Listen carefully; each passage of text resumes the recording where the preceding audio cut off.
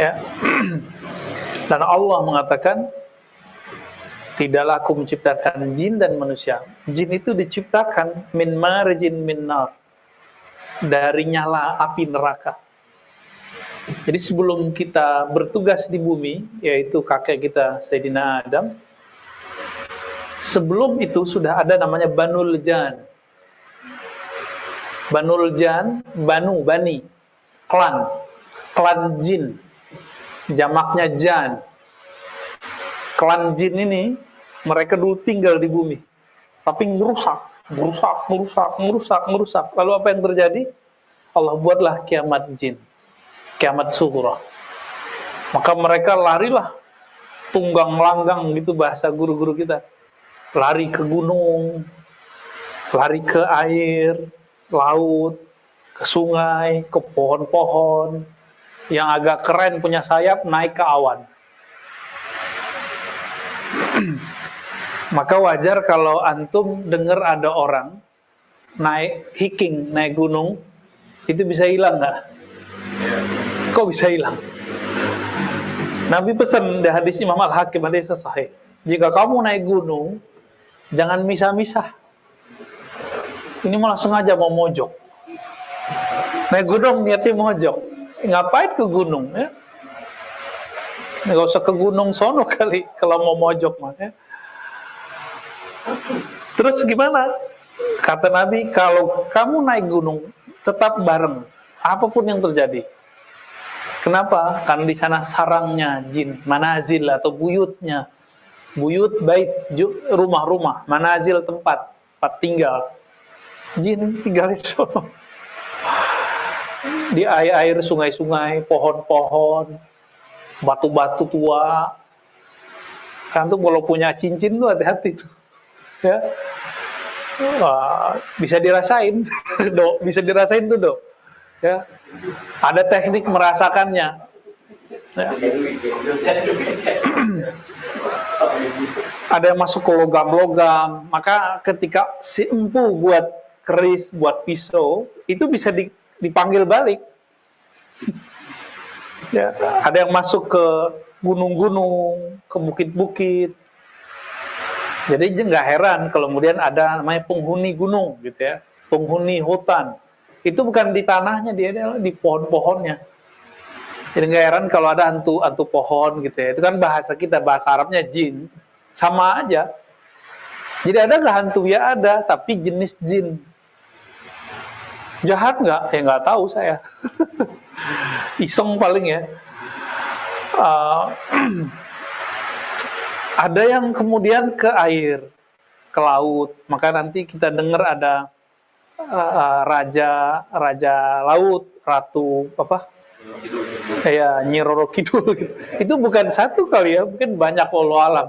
Kita kan bukan pakar jin, bukan jinolog. Tapi kalau melirik dari hadis-hadis Nabi tadi, ternyata terang benderang, jelas. Sangat jelas.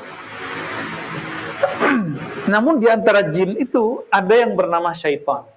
Nah, syaitan ini ada yang sudah masuk ke dalam pembuluh darah manusia, maka Nabi mengingatkan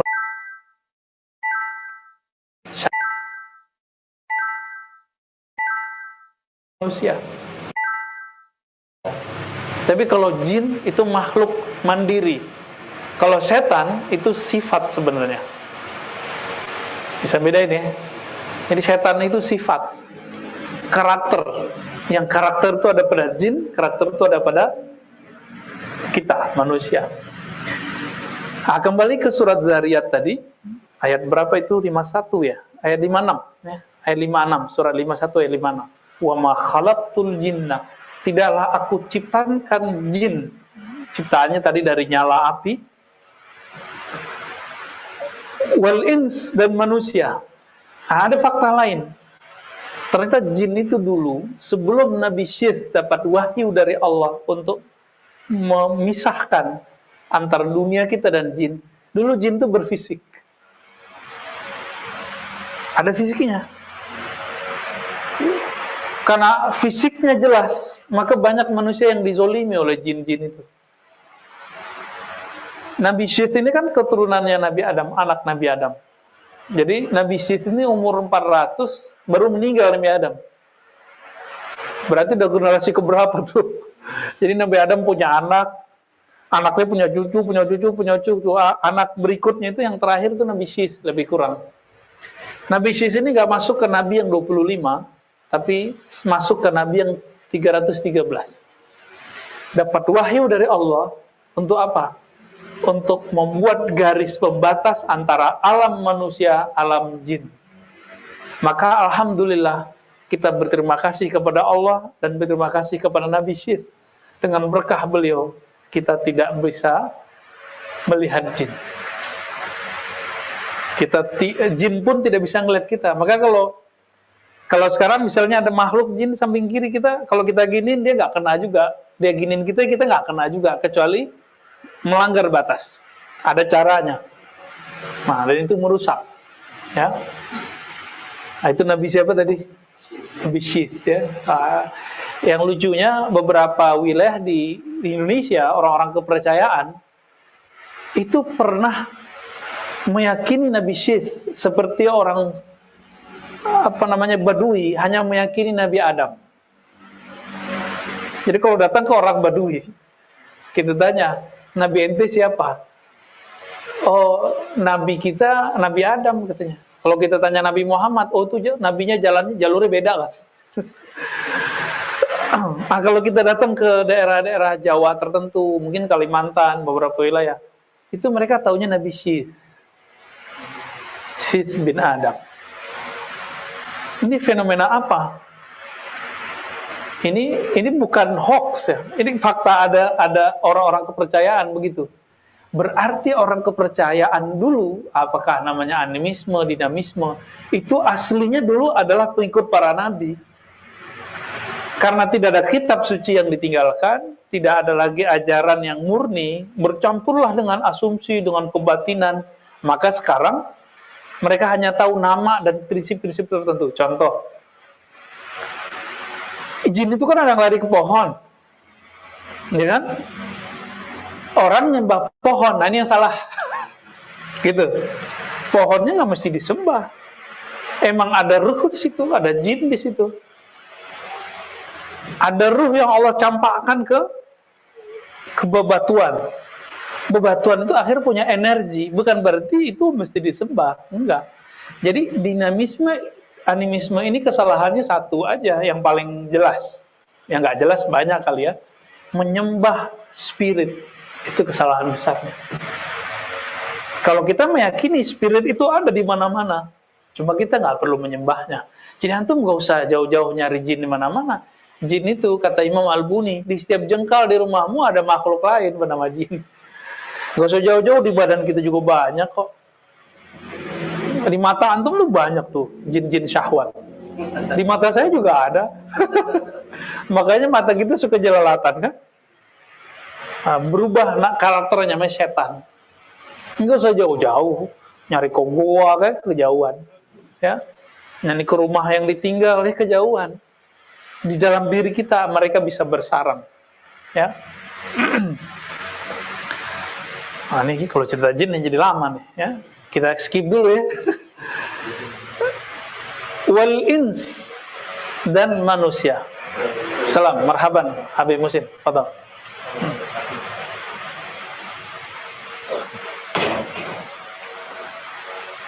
Wah, Habib keren nih celananya.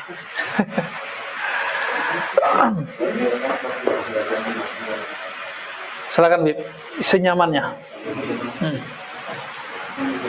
Tidaklah aku ciptakan. Jadi Allah itu kalau ngomong penciptaan, yang langsung ditanganinya, itu kalimatnya langsung pakai aku. Itu menunjukkan bahwa Allah tidak mau di situ ada keambiguan mengenai pencipta lebih dari satu.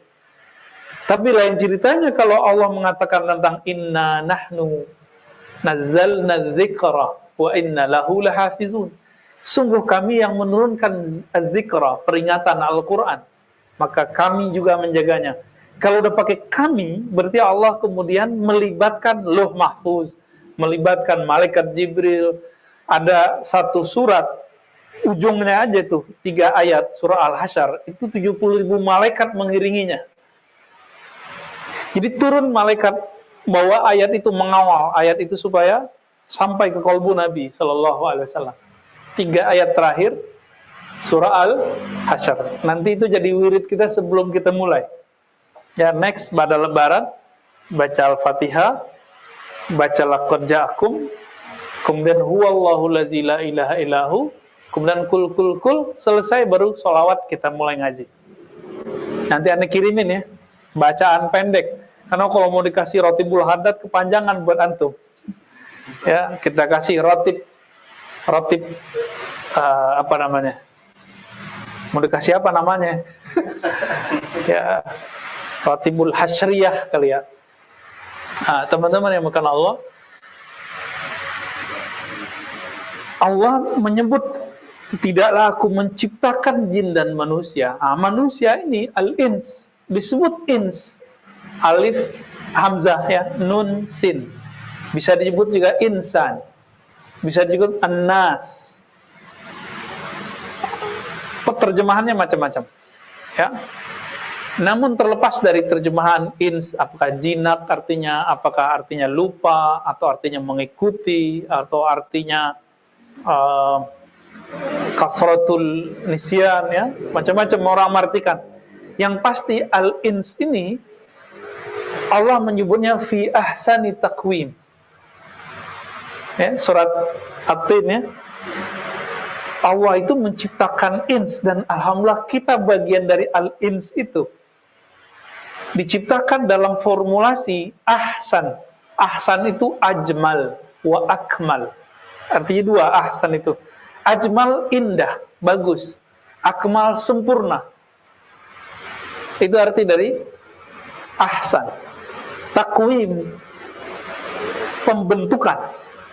Maka kita ini, sebelum kita sudah ada makhluk mirip dengan manusia. Maka terungkap oleh ahli arkeologis, disebut misalnya dengan manusia purba, Homo sapiens.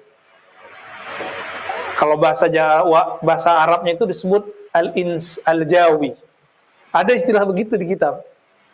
Jadi manusia Jawa, ya ketemunya di Pulau Jawa kan? Ada Afriki gitu, ada mana gitu. Tapi kalau dalam bahasa ilmiahnya mereka disebut dengan beberapa istilah. Ya. Dan itu nggak banyak. Nggak banyak jumlahnya. Udah ketemu berapa Homo sapien mirip manusia apa, atau homo-homo itu, bukan homo seksual ya. Ada nggak sampai 70? Jumlahnya nggak akan lebih dari 70. Gitu. Umurnya panjang-panjang. Umurnya kayak Nabi Adam, 1000 tahun lebih gitu. Ya bisa jadi lebih, walau alam, kita nggak ngerti berapa umurnya. Dan itu yang pertama dicipta sendiri aja tuh. Mati, dicipta Allah lagi, mati, begitulah terus. Tentu lamanya bukan main. Sampailah kemudian kepada ahsan takwim. Jadi teori evolusi itu ada benernya, ada gak benernya. Apa nggak benernya? Cocok logi.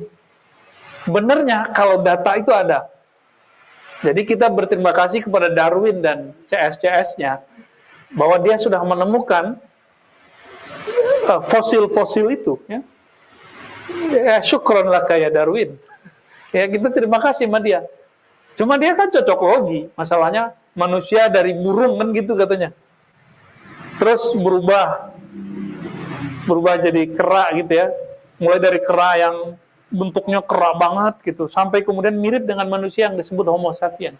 Jadi manusia Jawi itu adalah formulasi yang terakhir sebelum ini, sebelum Al-Brewok ini. Ya, 2 Rama kan ini. Ya, Rama Al-Fadani dan Al-Brewoki.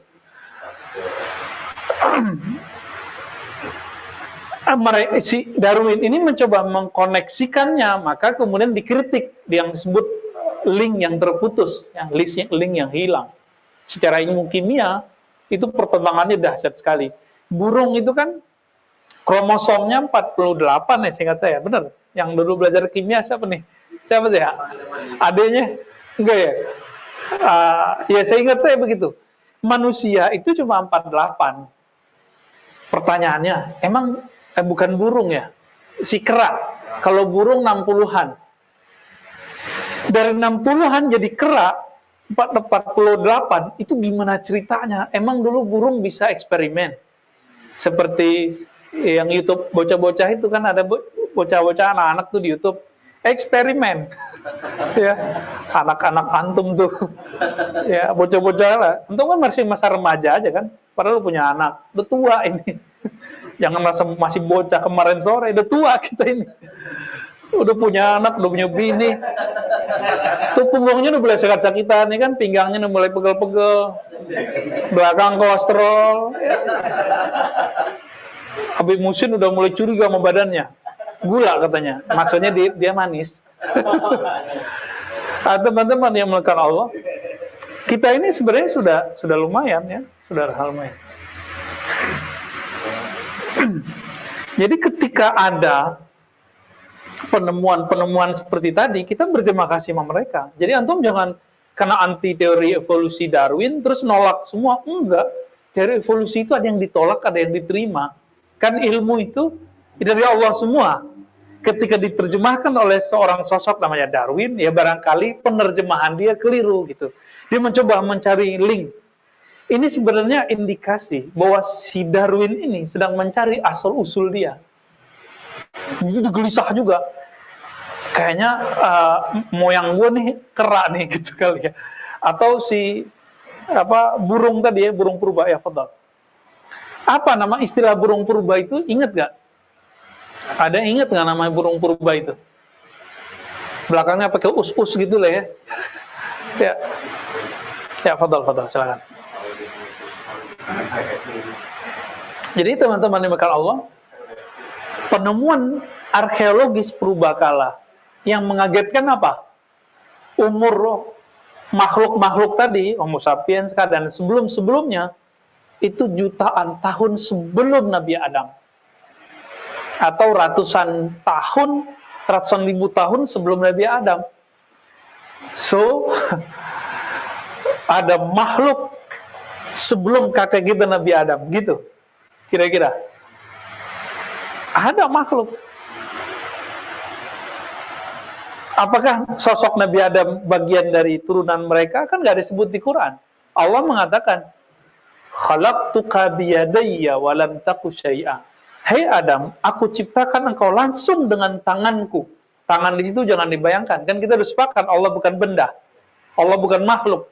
Maka jika dia menyebut tangan, nggak usah dibayang-bayangin. Ya, katakan saja tangan, tapi nggak usah dibayang-bayangkan. Nah, ini perbedaan kita sama akidah-akidah yang menolak kata tangan, atau yang langsung memahami tangan itu lalu terbayang tangannya gede gitu. Nah, itu gak benar dua-duanya. Yang benar, Allah bukan benda, Allah bukan makhluk, maka kata tangan tidak perlu diterjemah. Hanya dia yang tahu maksudnya. Itu akidah saya. Itulah akidah yang saya yakini bersumber dari Rasulullah SAW, dari sahabat, tabi'in, yang kemudian diabadikan oleh Imam Asy'ari. Kan dikumpulin aja sama Imam Asy'ari. Imam Asy'ari itu ngumpulin doang. Dikumpulkan dari akidah imam-imam salaf itu. Nah, nanti kita bahas tentang khusus bab Asy'ari ya. Ada pembahasan khusus buat antum ya, hadiah menjadi ahlus sunnah wal jamaah. Siap nanti jadi ahlus sunnah nih? Kalau udah jadi ahlus sunnah, siap nggak nih nanti menyebarkan akidah ahlus sunnahnya? Yakin? Insyaallah ya, insyaallah. Itu Ya'juj Ma'juj karena ngomong insyaallah, Allah nanti satu saat buka itu benteng yang dibuat oleh Zulkarnain. Karena dia dulu ngomong dulu, insyaallah sekali doang. Makanya insyaallah itu jangan main-main. Insyaallah itu bisa tembus ke langit bumi itu. Insya Allah. Jadi insya Allahnya kita harus berubah. Insya Allah kayak ragu jadi kalau yakin. Gitu ya. Jadi kembali ke yang tadi, al-jin wal ins ini, manusia formulasinya sudah sangat ajmal wa akmal. Disebut bahasa Arabnya ahsan. Maka Allah menyebut namanya Asmaul Husna. Husna dengan ahsan satu akar kata. Satu akar kata itu. Ya.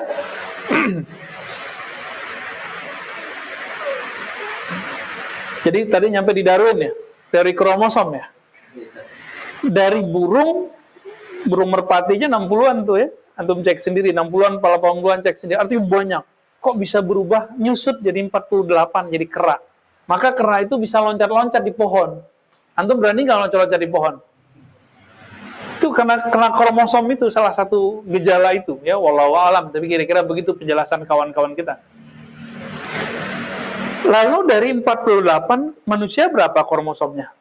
Dulu saya pernah talaki sama Syekh Hasan itu. Syekh Hasan itu ahli usul fikih. Tapi ternyata ngerti ilmu kimia. Dan beliau cerita tentang teori kromosom 46. Manusia kromosom 46. Untuk mengurangi dari red 48 jadi 46 itu gimana caranya? Apakah dulu manusia-manusia yang mirip dengan kera itu, saya nggak sebut kera ya, tapi mirip dengan kera itu, melakukan eksperimen di badannya. Emang dulu sudah ada lab? Mungkin nggak? Nggak mungkin. Akal kita sulit terima secara rasio. Antum aja sekarang belum tentu semua bisa bereksperimen dengan diri sendiri. Cuma orang pakar-pakar kimia aja nggak bisa. Sekarang perang virus ini kan juga salah satu eksperimen. Mungkin nggak virus bergerak sendiri tanpa ada campur tangan orang. Kira-kira gimana? Pasti ada orang peneliti di lab yang kemudian mencoba mempertemukan zat ini, zat itu, senyawa ini, senyawa itu, segala macam lah. Yang sangat ribet itu. Udah ribet. Sangat ribet. Itu pasti ada intervensi bernama manusia peneliti. Kira-kira kalau merubah kromosom dari 48 jadi 46, itu kira-kira gimana nih? Anggap kita terima dulu nih, seandainya antum menerima teori evolusi. Anggap saja terima dulu ya. Kira-kira siapa yang mengintervensi ini? Si manusia purba itu, mungkin yang dulu kalau mau belah apa pakai batu yang ditajemin gitu ya. Ya, nomaden mereka, mungkin nggak? Kita cari dulu labnya di mana ya. Maka ini mustahil. Afan tetap itu. Kalau ini mustahil, ini sama dengan saya nanya sama eksperimen, tanya-tanya kecil-kecilan sama kawan-kawan belajar akidah Ahlussunnah. Duluan ayam ke telur. Itu debat tuh, kiri kanan. Ustadz, saya punya ayam. Telur itu keluarnya dari ayam. Yang satu lagi, usaha telur, netesin telur. Ustadz, ayam itu dari telur. Peranglah mereka. Namanya teori Daur. Daur itu muter. Kata yang melihat ayam dari telur, oh ayam tercipta dari telur. Kata yang melihat telur dari ayam, dia ngomong begitu, motor, namanya debat kusir. Debat kusir. Kira-kira siapa yang mengintervensi kromosom itu? Maka harus ada sesuatu yang bukan kera, bukan juga manusia yang modern sekarang ini. Nah, itulah yang kemudian disebut Huwa, sang dia yang masih X, tidak bisa dibayangkan karena dia bukan purba, bukan juga modern, bukan manusia purba, bukan manusia modern, gitu. Inilah yang kemudian kita sebut Huwallah. Itulah kenapa ayat Al-Ikhlas itu kul huwa dulu baru Allah. Jadi kalau mau mengenal Allah, mulai dari dia. Katakan saya tidak kenal dulu, baru bisa kenal. Itulah makna huwa. Jadi merasa diri bodoh dulu, tanggalkan dulu kalau kita dicerdas, baru muncul Allah. Atas dasar itulah agama-agama ahlu kitab lama, itu kan agamanya dari Allah semua, dinullah semua. Itu memanggil Allah itu Yahu, wahai sang dia, sang beliau. Dia itu, dia nggak terlihat oleh mata, tidak terdengar oleh telinga, tidak bisa disentuh, tidak berjarak, tapi juga tidak dekat. Nggak jauh, nggak dekat. Disebutlah dia sang maha misterius. Dikunci dalam Al-Quran disebut yu'minuna bil ghaib. Dikunci lagi dalam surah Al-Hadid. Dialah awal akhir, dialah zahir batin. Zahir batin. Kita dari batinnya dulu nih. Batin kelihatan nggak? Nggak kelihatan. Kira-kira gitu teman-teman. Mulai nganterin kata insan ini. Jadi ternyata ayat ini kalau diterjemahkan dengan kolbu, itu beda maknanya, lebih dalam maknanya. Selama ini antum nerjemahinnya gitu aja. Tidak aku ciptakan jin manusia kecuali menyembahku. Datar begitu aja. Sampai-sampai tukang ojek juga yang nggak sholat apal ayat itu. Ya, teman kita nggak sholat pemabuk apal itu ayat siam. Allazina amanu kutiba alaikumus syiyam. Padahal dia nggak puasa. Ya barangkali kalau dia apal ntar dia jadi puasa kan. Ini rahasia-rahasia beberapa yang terungkap. Ini saya tidak rencanakan ya. Begitu saja, mengalir saja ya. Kita skip dulu ma'rifatul insan, ma'rifatul jin. Kita skip dulu karena panjang ceritanya nanti. Ya. Berarti kita sudah berhenti di kalimat tadi. Ada yang maha misterius yang menciptakan jin dan manusia. Sekarang dia menyebut dirinya dalam Al-Quran. Surat Zariyat. Ya. Wa ma khalaqtul jinna. Tidaklah aku. Aku itulah yang kamu sebut misterius. Maka yang menciptakan kamu bukanlah si manusia purba atau manusia modern. Tapi akulah sang misterius itu. Aku ciptakan engkau bukan buat kamu cari makan doang. Bukan buat bikin anak doang. Bukan untuk melepaskan syahwat doang. Lebih dari itu.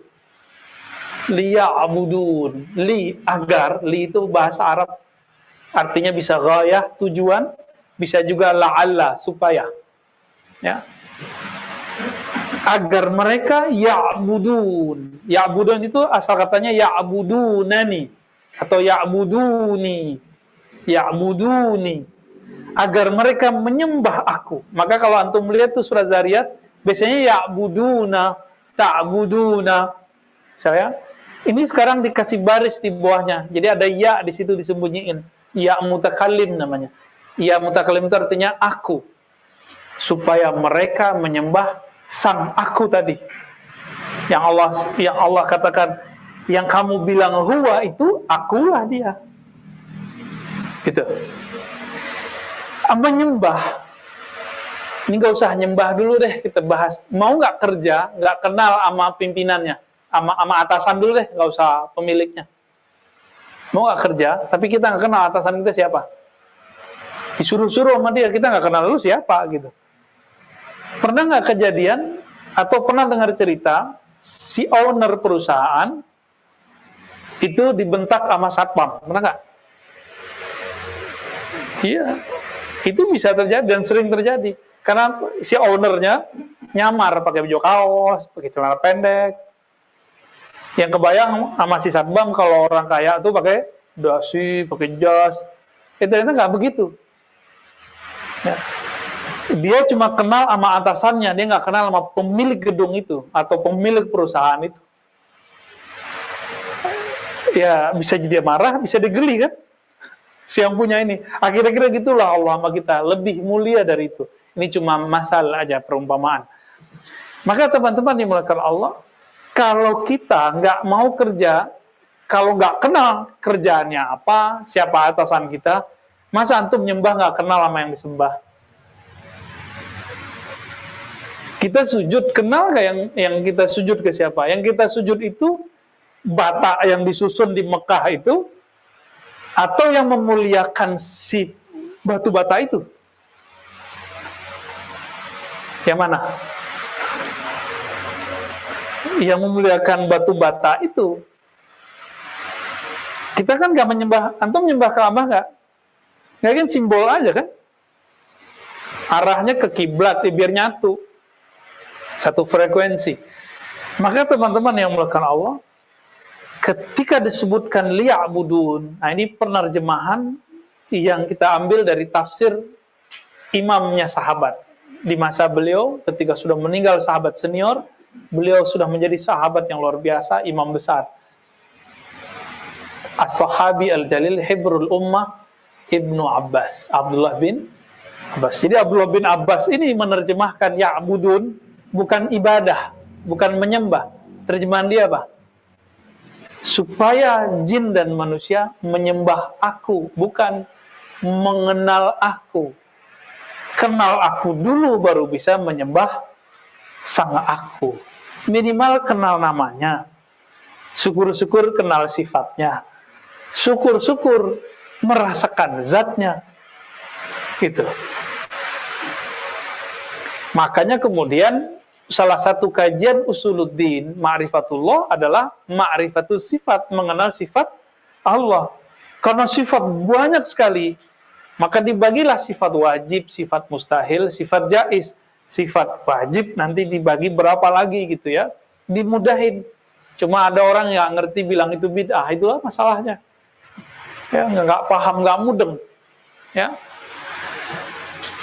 Jadi kalau diterjemahkan ayat tadi, wa ma khalaqtul jinna wal insa illa liya'budun. Tidaklah aku, sang aku, menciptakan jin dan manusia kecuali agar mereka menjalankan tugasnya untuk mengenalku sehingga sempurna dalam menyembahku. Kira-kira begitu. Kalau nggak begitu, nggak terasa. Jadi sholat khusyuk itu bukan antum melayang, hilang. Itu namanya keluyuran. Sholat tapi keluyuran. Sholat kemudian ekstase, kehilangan. Itu ahwal. Mengenal Allah itu makom. Makom itu di atasnya khusyuk. Makanya Nabi mengatakan bab ihsan, masih ingat ihsan? Engkau menyembah Allah seakan memandangnya. Jika tidak merasa dipandangnya, karena sudah kenal, maka kita bisa memandangnya. Minimal memandang namanya dalam diri kita, memandang sifatnya terpancar dalam jiwa kita, dalam ruh kita, dalam kolbu kita. Baru bisa nanti merasakan zat Allah. Itu ilmu tentang zat Allah kan mahal. Itu hanya milik wali-wali yang tinggi. Minimal kita kenal namanya, sifatnya, af'alnya, 3 aja cukup. Jadi ilmu akidah cuma mengantarkan sampai nama dan sifat, af'al.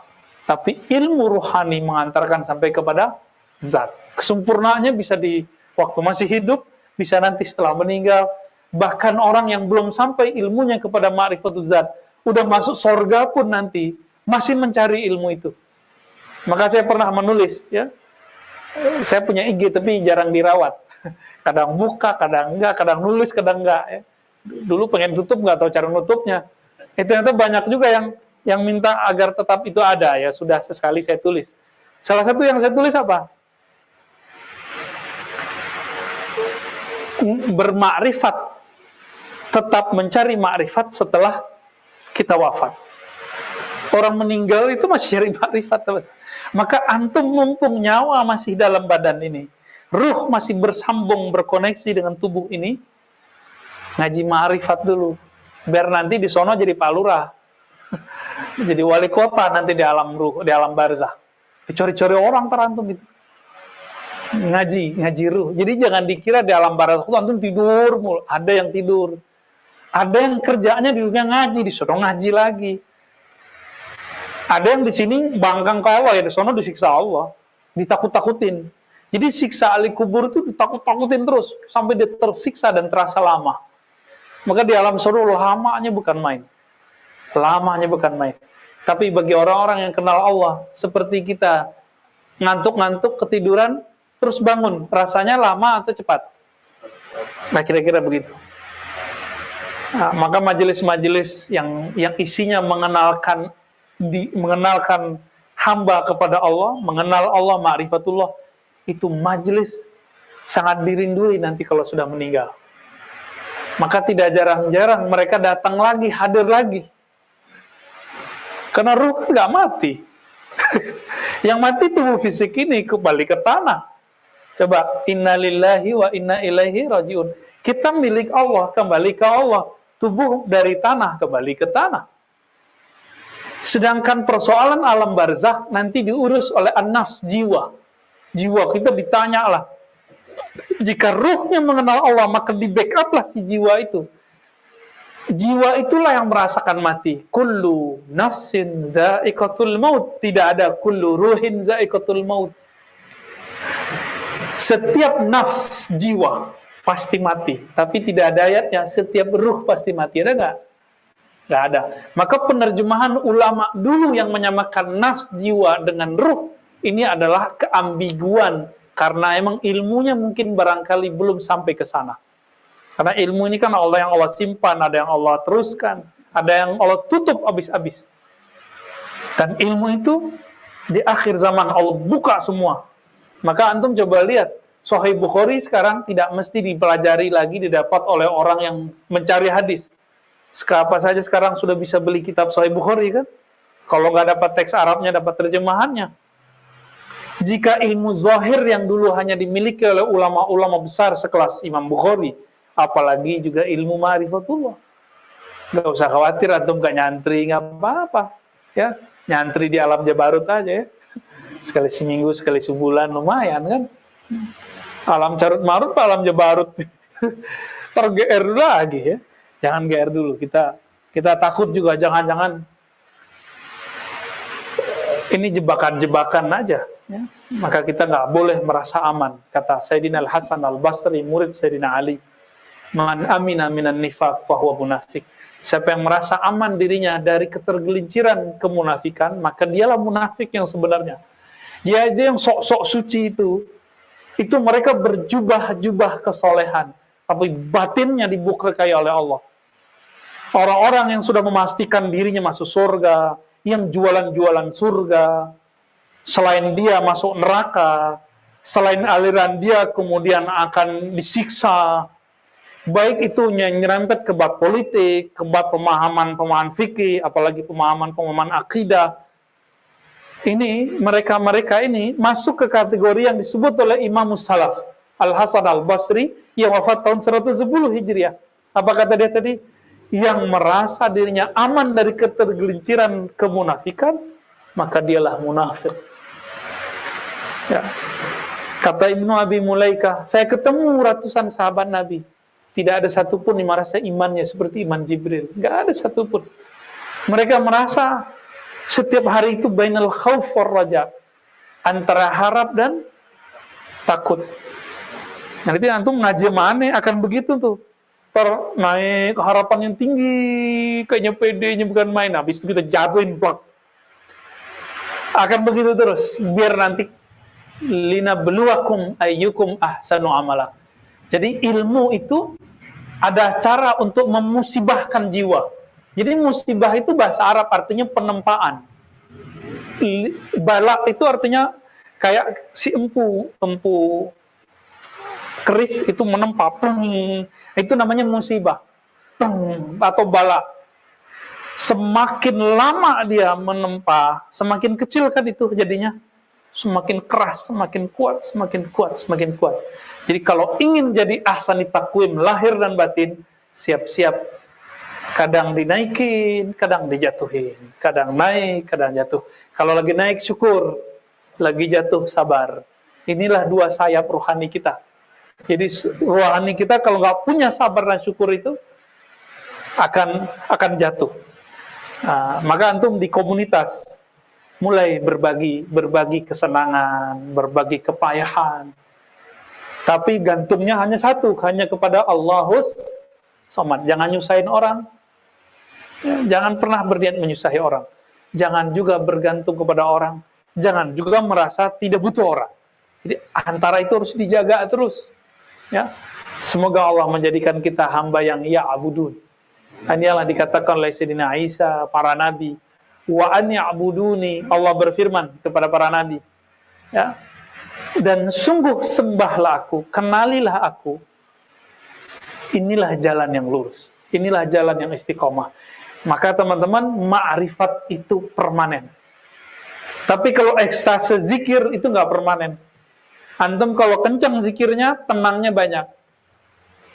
Tapi kalau kurang zikirnya nggak tenang kan? Jadi kenapa antum gelisah? Karena kurang zikir. Tapi kalau orang bermakrifat, dia banyak wirid, dia sedikit wirid. ruhnya stabil. Ruhnya akan stabil. Mau yang stabil atau yang gelisah? Kalau kantor baca khatam khojakannya bernafsu, pengen dapat apa gitu. Ya. Tar zikir kulhunya bernafsu, baca waqiahnya pakai nafsu. Nafsu biar rezeki banyak. Jadi baca Quran bukan karena ingin dekat ke Allah, tapi karena ingin sesuatu yang ada pada Allah. Inilah teguran Allah, ini kalam penutup saya. Allah berkata kepada seorang wali melalui ilhamnya. Jadi ilham-ilham Robbani ini masih turun. Wahyu udah tutup. Apa kata Allah? Semua orang meminta, yatulubuna ma'indi, yatulubuna minni. Semua orang mencari sesuatu yang aku sediakan. Surga kayak pahala kayak kebahagiaan kayak khusyuk ke makomat yang tinggi ke illa bayar.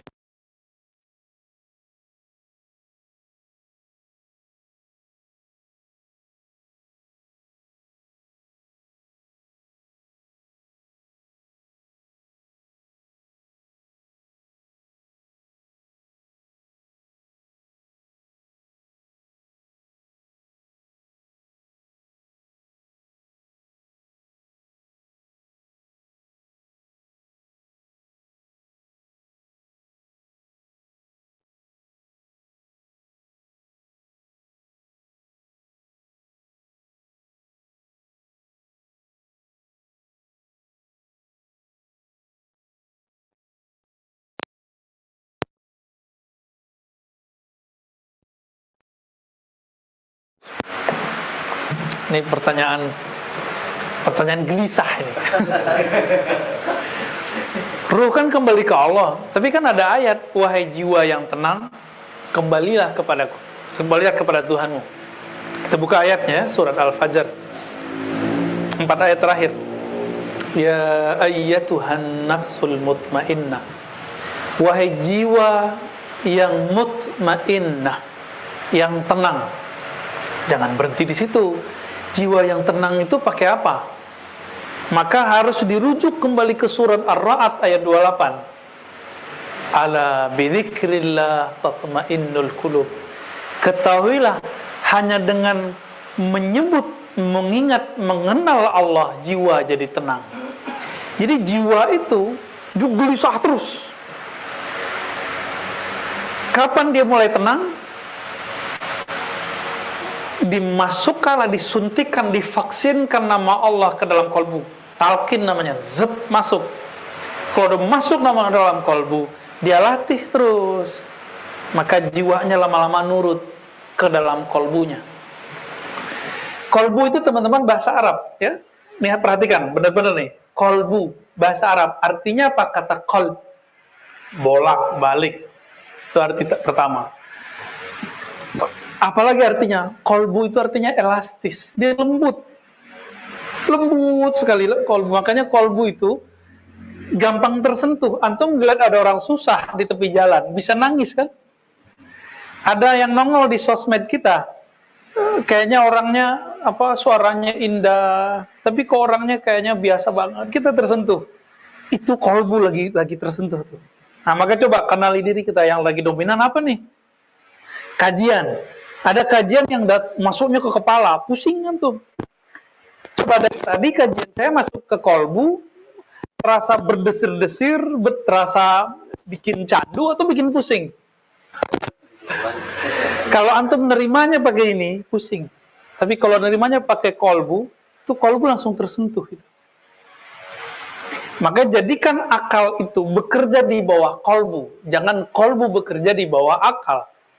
Karena Allah itu menyuruh, lahum qulubu yaqiluna biha.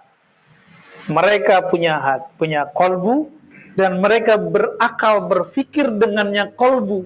Jangan berpikir itu cuma dengan otak cerdas kita, tapi pakai kolbu. Kolbu itu gampang tersentuh, dia elastis. Ciri-ciri elastis gampang tersentuh. Yang kedua, gampang merevisi kalau dia salah. Maka ciri-ciri ustadz, kalau sudah masuk ke alam kolbu, dia sangat mudah merevisi kalamnya kalau dia salah. Kalau masuk ke seorang suami, Masuk kok seorang istri, masuk kok seorang guru, seorang murid, ketika terjadi cekcok, polemik, baik guru murid ikhtilaf, suami istri ikhtilaf, terjadi cekcok, itu gampang benernya ntar. Maka lawan dari kolbu yang lembut ini disebut dengan summa qasat qulubuhum, surat Al-Baqarah ya. Kemudian kolbu mereka menjadi kesat. Kolbu kalau ada kesat dia nggak elastis lagi, kaku gitu. Maka kajian-kajian yang membuat kolbu kesat tidak elastis itu meracuni jiwa antum. Kolbunya nanti nggak mutmainnah. Masuk masjid bagi dia ketemu musuh yang banyak. Kalau masuk mall dia aman-aman aja. Nih ciri-ciri kolbu udah mulai masalah. Kok giliran masuk masjid ketemu musuh banyak nih? Wah, sarungnya Rama Al Brewoki Isbal nih gitu ya. Jenggotnya lumayan, bawahnya kurang jingkrang kan gitu. Jadi rame. Imamnya kunut jadi rame, imamnya begini jadi rame, samping kiri kanannya begini jadi rame. Kolbunya jadi kaku, maunya satu model versi dia. Betapa banyak hari ini maklumat kajian-kajian yang membuat kolbu menjadi kesat. Summa qasat qulubuhum min ba'di dzalik. Au asyaddu qaswah, bahkan lebih kesat lebih keras daripada batu. Gunung itu batu nggak isinya? Yang kejadian kemarin banjir besar di Nusa Tenggara Timur, itu gunung akhirnya mengeluarkan air, ya kan? Sampai kemudian terbuat danau. Allah sindir kita. Itu gunung keras. Kalau Allah tegur, Allah turunkan kalam kun, dia langsung menangis. Itulah tangisnya gunung. Itu bahasa alam itu. Ayatnya ngomong begitu kan, coba lihat. Ayat berapa itu? Aktivis mantannya. Aktivis mantan. 60-an ya? 60 atau 61? Ya. Jadi itu, kalau ada longsor, kayak kemarin di Bogor, kalau secara kacamata alam, fenomena alam. Tapi dalam kacamata ilmu hakikat, itu Allah berkalam di sana.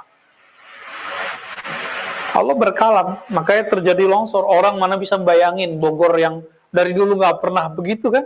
Tiba-tiba dari atas longsor dan banjir. Nusa Tenggara terjadi begitu. Tapi yang bikin saya malu apa? Ya Allah, itu bukit, batu, keluar air. Ini kolbu, kok susah nangis? Nyebut nama Nabi aja nggak bisa tersentuh. Gimana mimpi ketemu Rasulullah Sallallahu Alaihi Wasallam? Maka wajar kiai aja nggak bisa ketemu Nabi di mimpinya, apalagi muridnya, apalagi santrinya, apalagi jamaahnya. Dia nggak rindu kepada Rasulullah saja. Gimana mau rindu, kenal aja kagak. Ya. Maka teman-teman yang melakukan Allah, ya Tuhan nafsul mutmainah, wahai jiwa yang mutmainnah. Itu kalau saya terjemahkan versi ilmu munasabat Quran. Jadi ada namanya ilmu munasabat Quran. Munasabat artinya mencari keselarasan satu ayat dengan ayat yang lain. Apa maknanya? Wahai jiwa-jiwa yang telah tenang dengan pancaran zikrullah, yang telah tenang dengan mengenal Allah. Karena dia sudah kenal kepada Allah, sudah tenang menyebut nama Allah. Irji'i ila rabbiki radiyatan mardiyah. Pulang kampunglah engkau kepada Allah. Gitu. Maka jiwa itu nanti dapat izin. Bukan hanya ruhnya, sama jiwa-jiwanya nanti dibawa. Disebutlah nanti jiwanya naik. Jadi ketika masuk, diundang oleh Allah, Allah pakaikan dua baju, radiyah dan mardiyah. Allah ridha dan dia diridhoi. Radiyah itu jiwanya ridho kepada Allah. Ridho itu di atas cinta ya. Jadi orang kalau udah cinta, muncullah satu sifat namanya ridho. Kalau di dodo ini, ridho.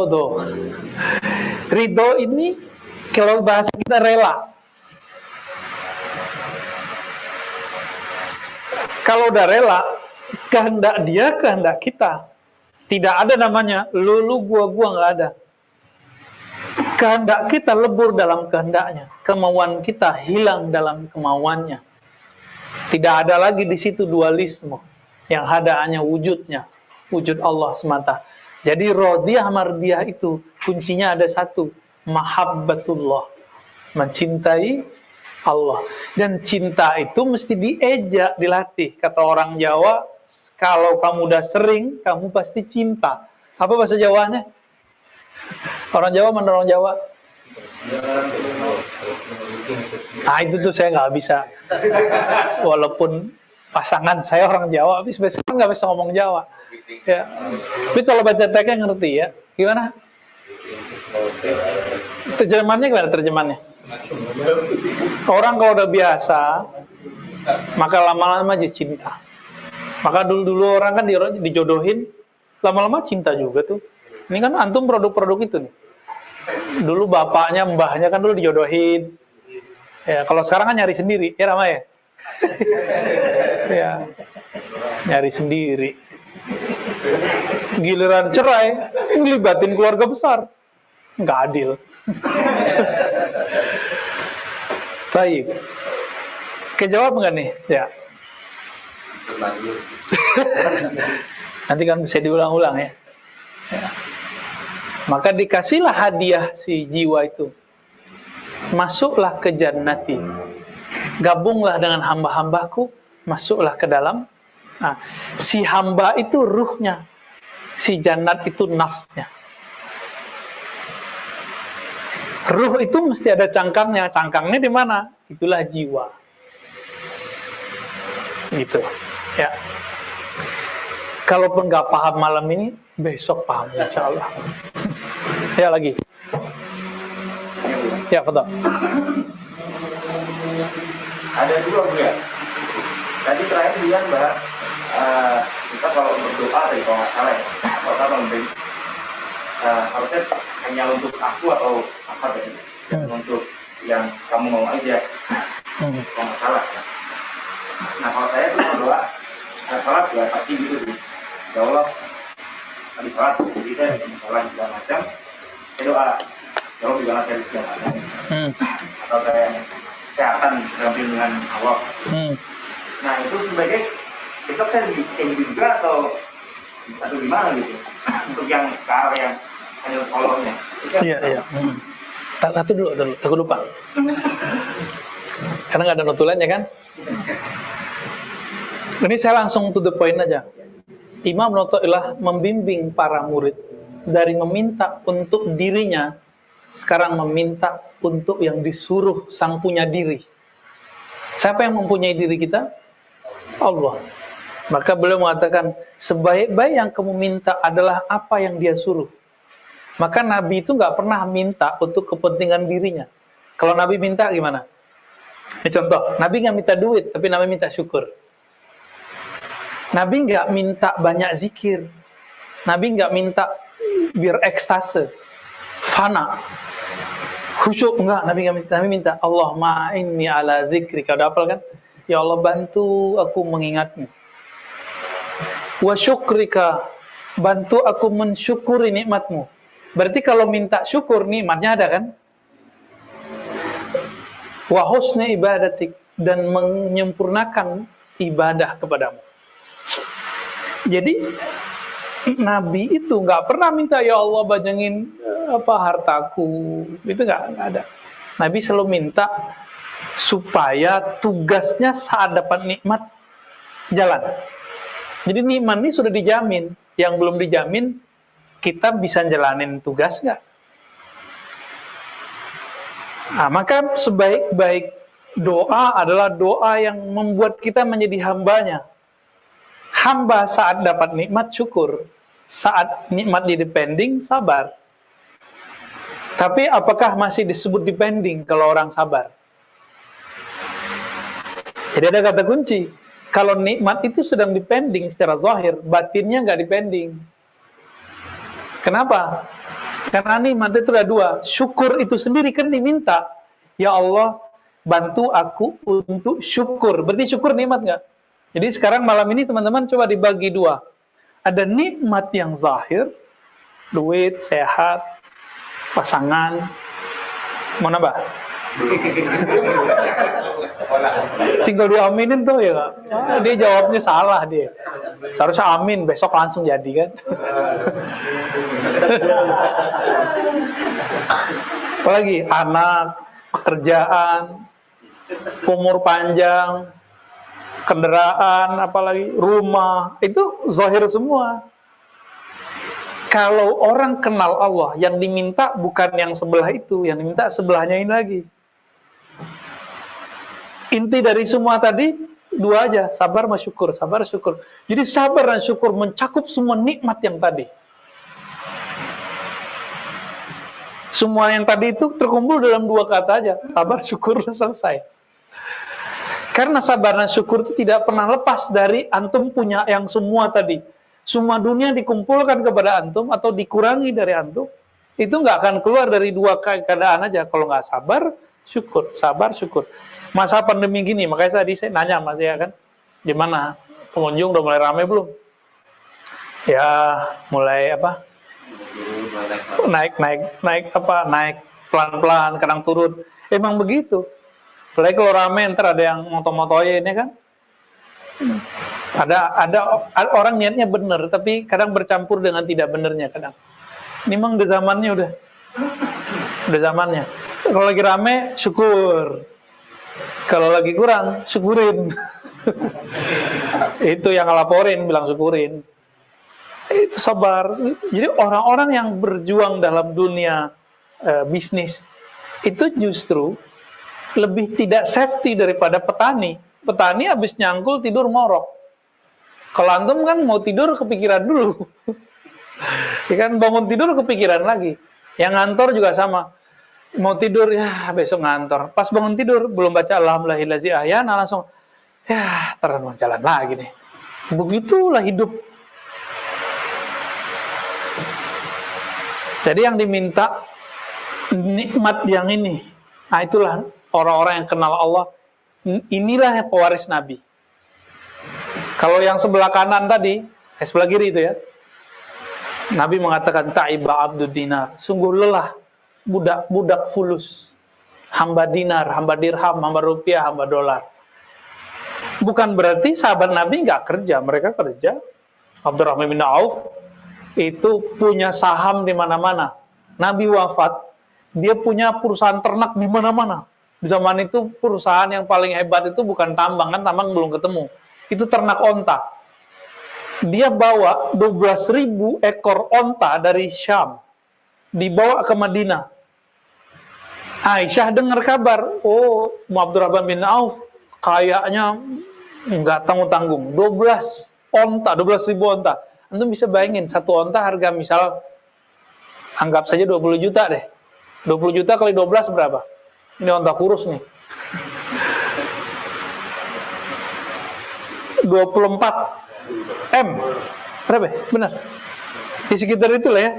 Saya nggak kurang nih, hitung-hitungannya nggak kurang nih. 12.000 kali 20 juta. Hitung aja. Itu aset dia. Aisyah ngabarin.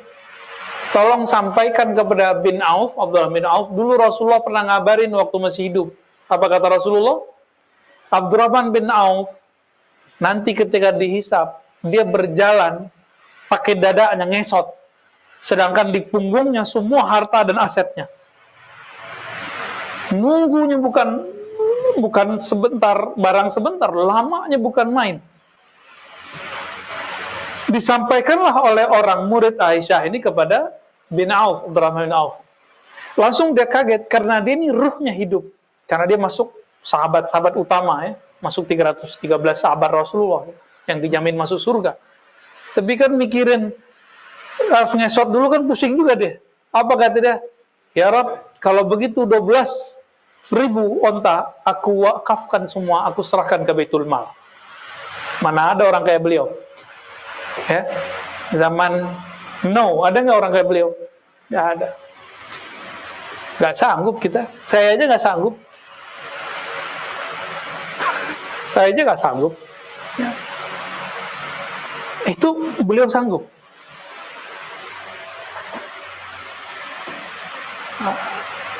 Jadi saat mereka diuji, itu kan ujian juga ya. Itu mereka mau berbagi. Dan ini yang disebut wa syukrika. Jadi mintalah syukur, jangan minta nikmat. Minta syukurnya. Karena syukur mencakup nikmat yang zahir, nikmat yang mati. Mungkin nggak orang baca alhamdulillah dengan penuh rasa bahagia kalau dia nggak ada duit? Jarang. Zaman now ya, zaman sekarang ada nggak? Pasti dia seneng kalau THR turun. Ya kan? Kadang nyindir-nyindir ya kan sekarang pejabat-pejabat yang kelas-kelas lapangan ini banyak yang nggak tahu apa gajinya kurang bagaimana. Itu semua UMKM, itu mereka colek-colek semua itu. Ya, cuma 1-2 yang beres. Nggak baik. Maka teman-teman nanti banyak nanti aparat-aparat itu dihisapnya lebih berat daripada orang-orang yang tidak aparat. Ya, jadi antum yang nggak bekerja sebagai mereka ya bersyukur. Bagi antum yang bekerja sebagai aparat negara, mikir-mikir lagi deh, ngambil yang bukan hak. Ya. Panjang hisapnya ntar. Sekali itu masuk kecanduan terus. Barang haram masuk nih, dia minta mulu. Tapi namanya terpaksa ya, ngasih juga kan. Dipaksa. Mintalah tugas, kemudahan menjalankan tugas sebagai ya'budun, sebagai hamba, bukan minta fasilitas. Gitu ya. Yang kedua apa? Yang kedua, jadi kita ngebahas mengenal Allah. Saya susah banget mencerna itu mengenal Allah. Jadi maksudnya apa sih definisinya mengenal Allah atau apa yang dimaksud dengan mengenal Allah? Kalau mengenal rahmat kita tahu caranya, atau apa sih maksudnya rahmat? Kalau mengenal Allah kayak saya belum masuk gitu. Maka kita mulai dari kata huwa ya. Mau mengenal Allah, tanggalkan dulu kepintaran kita. Allah itu fisik atau non fisik? Apa? Non fisik, beneran? Hah? Alam semesta ini ada sisi yang berkaitan dengan Allah nggak di alam? Maka bisa mengenal alam dengan fisik. Lihat efek fisik dari ketuhanan itu. Jadi jangan mengarahkan channel kita atau antena kita ke bukan channelnya. Yang fisik ini hanya bisa memandang yang fisik. Maka pandanglah sesuatu yang fisik di alam semesta ini yang berkaitan dengannya. Namanya af'al Allah, perbuatan Allah. Jadi mau kenal Allah itu ada 4 jurusannya. Yang pertama mengenal perbuatannya. Antum ngeliat aneh nih, itu udah bisa kenal Allah. Ngelihat Rama, 1 Al-Brewoki, 1 Al-Fadani, itu akan bisa. Nggak usah deh Zia sama saudaranya. Beda nggak? Bapaknya sama loh, ibunya sama. Kok bisa beda tuh bocah berdua? Kata kita. Orang tuanya yang buat? Enggak. Orang tuanya jalanin tugas saja sebagai ayah ibu, suami istri. Seandainya kembar, masih beda nggak? Yang menciptakan kekembaran itu siapa? Yang ngukir wajah yang beda ini siapa? Maka ada cara mengenal Allah secara fisik.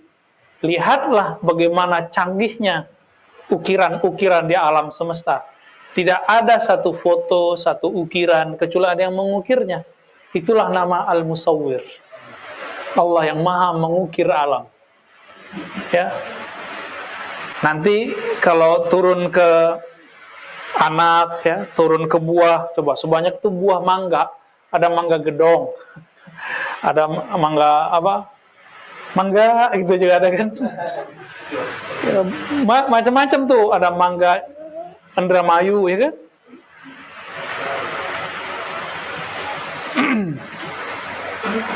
Gak usah jauh-jauh ngeliat badan kita. Tuh lihat si brewok nih.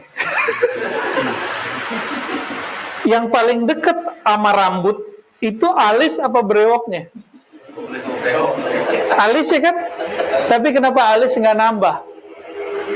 Giliran ini 3 hari udah kemana-mana tuh. Seminggu mulutnya hilang. Langsung nutupin semua, ya kan? Kok bisa? Jadi saya aja, Rama Al-Brewoki aja nih, nggak bisa ngatur nahan, bilang, dulu kamu jangan tumbuh-tumbuh dulu dong, nggak sebulan aja, nggak bisa kan? Ini penemuan fisik di dalam diri kita. Coba antum punya gigi kan? Punya kuku nggak? Kuku manjang nggak tiap minggu? Coba gigi tiap minggu panjang. Mau Jumatan, motong dulu kita. Kan repot. Kok ini bukan cocok ini kita lagi bertanya sama diri kita, loh ini ternyata ada sesuatu yang misterius dalam diri ini. Yang tidak misteri itu perbuatannya. Itulah huwallahu al-awwal al-akhir az-zahir al-batin. Zahir perbuatannya, batin sang misterius itu. Siapa sih sumbernya ini? Itu misterius. Gampang nggak? Jadi kita bilang, saya yakin nih pasti ada yang ngurus ini. Kita kasih aja nama, yang menumbuhkan rambut. Udah, itu nama sudah. Berarti antum udah kenal Allah dari satu nama, yang menumbuhkan si brewok dan tidak brewok. Gampang tuh. Coba antum dulu kecil, terus sekarang udah kayak bapak-bapak. Pernah nggak ngatur?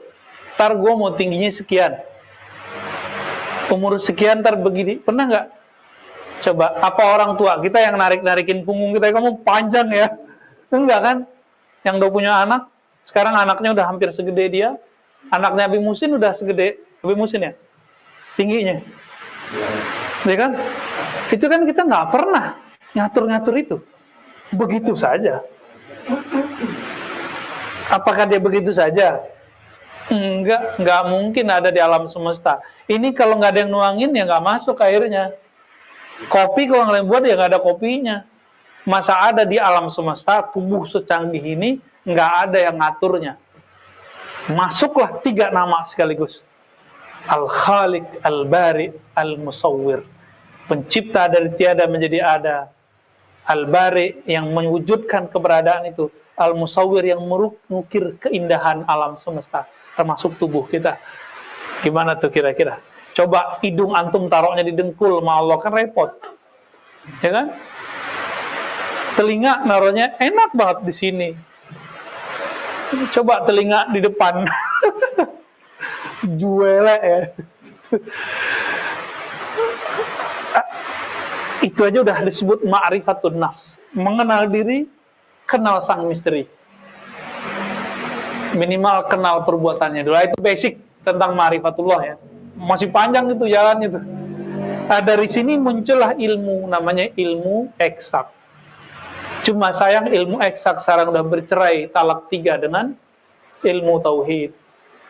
Dulu masa Ibnu Sina masih digabung dengan Allah.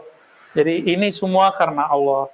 Zaman Imam Ghazali, Fakhruddin Ar-Razi itu dokter ternyata. Dokter-dokter mereka itu semua. Itu mereka menyatukan ilmu iman tauhid dengan penemuan-penemuan itu semua. Jadi nggak ada yang mentok. Kalau sekarang kan ilmu mentok-mentok bawaannya. Gitu ya. Udah jam berapa nih? 10:30. Udah kali ya. Ya dok, udah dok. Udah mulai sayu matanya nih. Saya rasa cukup ya kajian kita. Ya?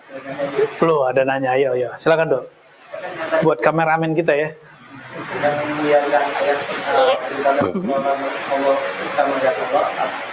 Hadis. Dalam maksudnya kita melihat Allah juga sifat nama pada Bisa semua. Seakan-akan memandangnya perbuatannya. Memandangnya, antum sudah dapat talqin zikir nih, dibimbing sama guru menyebut nama Allah, terpandanglah namanya. Bukan tulisan alif lam lam ha, tapi makna dari nama itu. Kalau sudah mulai terasa maknanya, udah otomatis masuk langsung ke sifat. Kalau sudah ada sifat, hilanglah sifat kita, nyatalah sifat dia. Wah, itu panjang lagi ceritanya tuh. Pusing lagi kepala antum ntar. Tajalli af'al namanya. Manifestasi Allah menzahirkan perbuatannya. Menzahirkan namanya, menzahirkan sifatnya. Tapi Allah masih merahasiakan nama dari zatnya, apalagi zatnya itu. Jadi nama itu juga beragam. Ada nama dari perbuatan, Razzaq, Musawwir, Khaliq. Ada nama dari Asma'ul Husna, secara umum mencakup yang tadi. Ada nama sifat, ada nama zat. Ada nama yang zahir, ada nama yang batin. Ada nama yang jali, ada nama yang khafi. Ada nama yang sir, yang terrahasia.